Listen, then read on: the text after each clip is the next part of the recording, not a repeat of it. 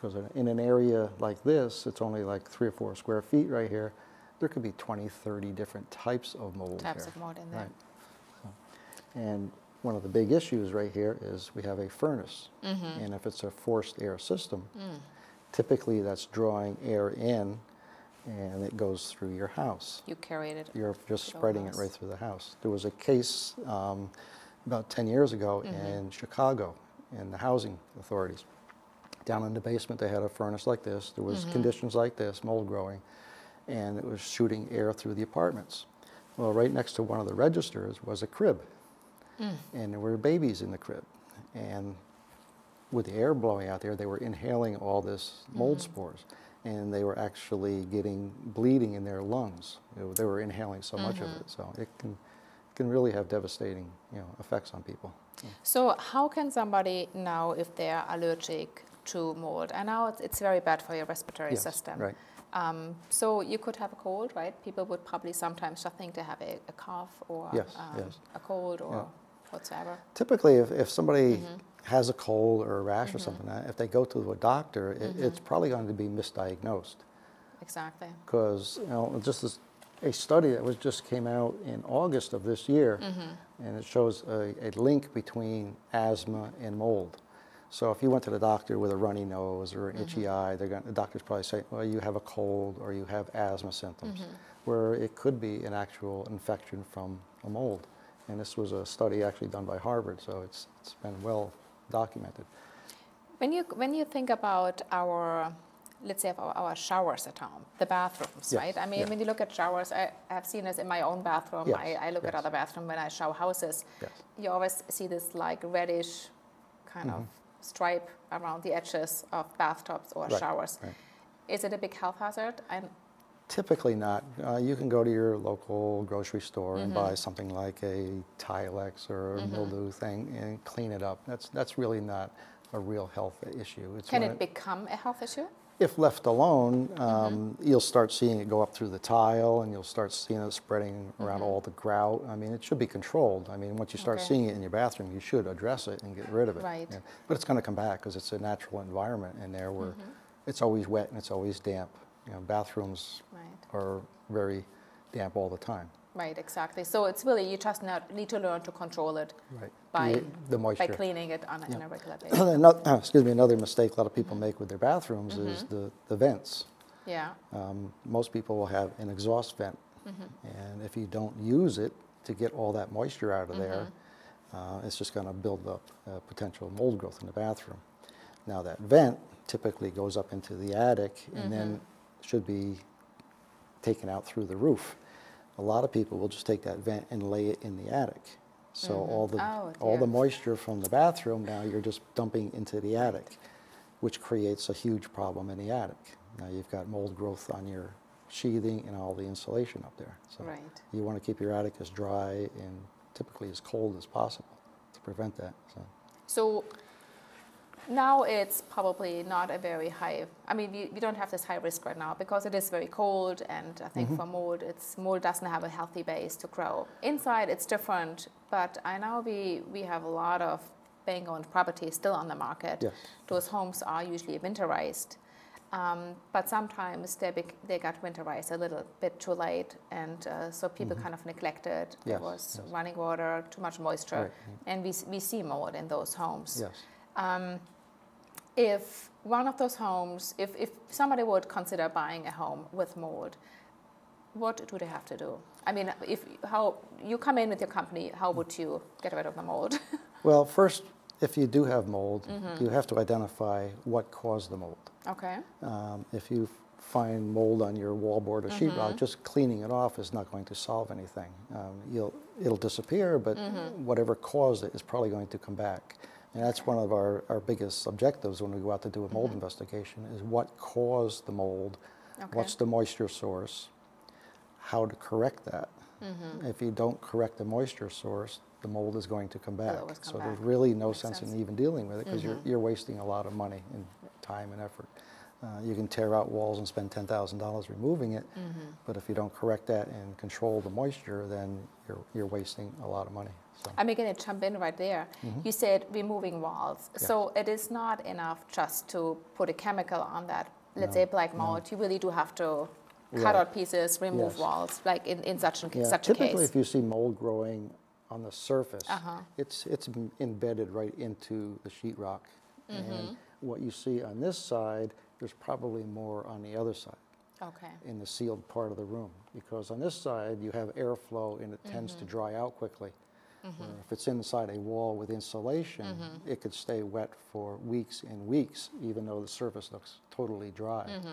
And a lot of people, you may not even ever see the mold growing. It could be growing on the inside and not on the outside. So that's where the danger comes in. Right. So typically when we're going around doing an investigation, we'll be using moisture meters to test the surfaces. Okay. Or we'll use like a thermal imaging camera, which will identify any moisture that you can't see with the naked eye. So if we're scanning this wall with a thermal imaging camera and if there's moisture back there, it'll show right up on the camera. I see. And it'll identify it easily. This particular house was probably one of the worst I have ever seen. This was a house where the gentleman who lived there happened to go into the hospital for health reasons, and while he was in the hospital, a pipe broke in the baseboard heating system, and it spewed out hot, steamy water. And all of this here is all different types of mold growing, and these are actually mushrooms that are growing out of the carpet. Oh, are you kidding me? So Yeah, it's not that's what all these little... Yes. Oh, dear. So it can basically overwhelm the whole house. This was actually a small, probably about 800 or 900 square foot little cottage that was converted to a house, and it was so bad that this house was demoed. It was demoed. It was just not worth going through the whole house. Yeah, I can see that. And the cause of that was the baseboard radiator had a leak in it, and it just spewed out hot, steamy water and air, and it was like a greenhouse effect. And it just took over and grew like that. And this was only within about a week to get like that. And every square inch of that house had mold on it somewhere. Amazing. From the attic to the basement. I should point out a story, and that might be very interesting to you too. I had friends who just purchased a beautiful house, and with a lot of issues in the past, but everything was fixed, mold, asbestos, and they left for winter vacation. And they knew the water heater was kind of the end of the lifespan, but the water heater was completely fine. Right. So they left on vacation, and as it usually happens, it happened right then. I think they left the second day, and the water heater burst. Yes. Very slowly, little leaks. Yes. The heat was running too to keep the pipes from freezing. Right. And came back a week later, and the basement was covered with mold. So I know there are ways to prevent a water heater from, I think, producing more water. I think you kind of can release the water before you leave the house for a week, when you kind of know your water heater might be. There are a lot of systems now where you can put an electronic sensor on like a basement floor or in an area of a laundry system or a hot water heater, that if it starts leaking and moisture hits that sensor, it'll send off alarms. It can send an alarm to your computer, to your phone. Oh, interesting. And so if you're on vacation and all of a sudden your phone goes off and says your basement monitor is going off, that's when you want to call your neighbor or the plumber to get over there immediately. So there's a lot of things out there on the market now that electronically that can prevent a lot of the happenings. That's great to know. Oh, yes. And it always breaks when you're on vacation Yeah. or on work.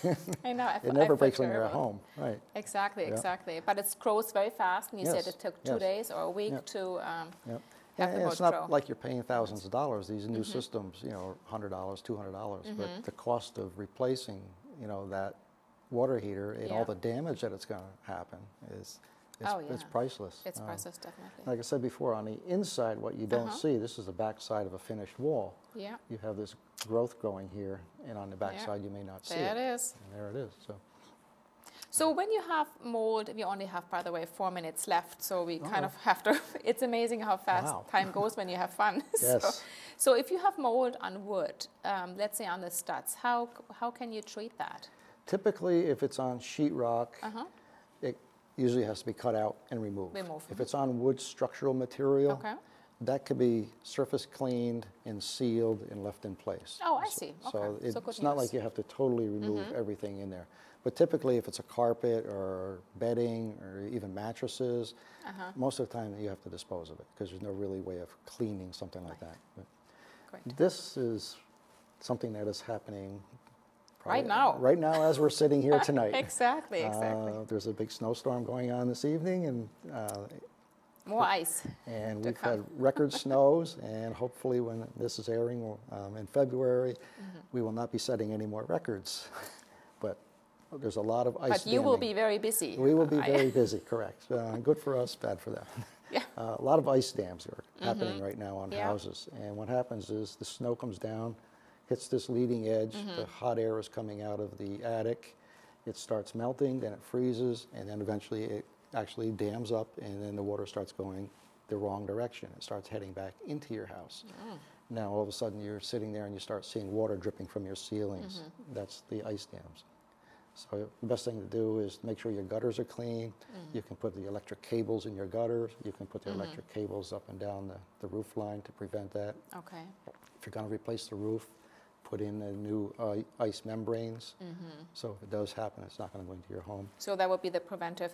I mean, Preventive, this right. you can see just everywhere. I mean, people Yes. buy ice is This is built my up house. in your. Oh, it's you know, it could be my house. My house is just looks just like it. Yes, this I is mean, outside my back door. So yes. So it's ice in those water gutters, Yes, even, right? yep. There's nothing you can do now, right? It's too late, I guess. Well, right if you now, haven't. what right after I took this, I went up there with one of those big roof rakes, Okay. and I cleaned off about a foot or two right next to the eaves. Now you have to be careful using these big Yeah. rakes because you can damage the Slippery. roof, and you have to be very cognizant of where the power lines are. Yeah, You don't that's want to very hit a power line. So it's probably best to have a professional come in if you're going to have somebody address all this.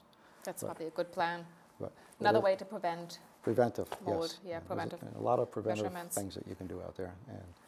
And in the spring, what's going to happen now with all this snow, it's going to melt. So now you want to make sure you have proper drainage, make sure you're, if you have a sump pump, make sure it's working properly, the hole is all clear. So Wow. be prepared for all this snow now to start melting. Yeah, I think this is where the trouble comes Yes. in. I can see this happening. And I'm nervous for many homes. Yeah. Oh, yes. Because when the snow starts melting, it's probably better to Yes, make sure that we've been you're talking to a prepared. lot of the contractors now, and they are just Yeah. working 24/7 now, trying to clean off roofs and things like that. And there's been a lot of roofs that have actually collapsed Is due this to the right? weight of the snow and everything. The snow.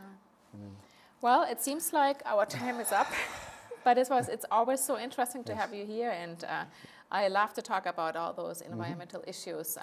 So mold is something we all can handle. There are a can lot be of handled. preventive ways. Yes. Yeah. And I think most important are our bathrooms that we, I guess, just clean them on a Right. weekly basis to take care of the mold Yes. residues, I think.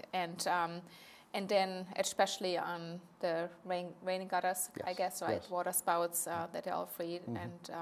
And I know there were issues, we had issues too right around this air vent. Yes, yes, It's easily for snow to melt and kind of sneak into, Yes, and you yes. get a little water in your ceiling. right. But thank you so much You're for welcome. coming. And if you have any questions, same thing, please call Chicho at the West Hartford Community Television. I'd be happy to give you Jane's number. It's RTK Environmental Group. If you have any real estate questions, please feel free to call me too, 860-214-6291 or www.katjadunn.com. It was very nice being here. I'm glad to be a host, and thank you so much for the West Hartford Community Television to broadcast this show. Thank you.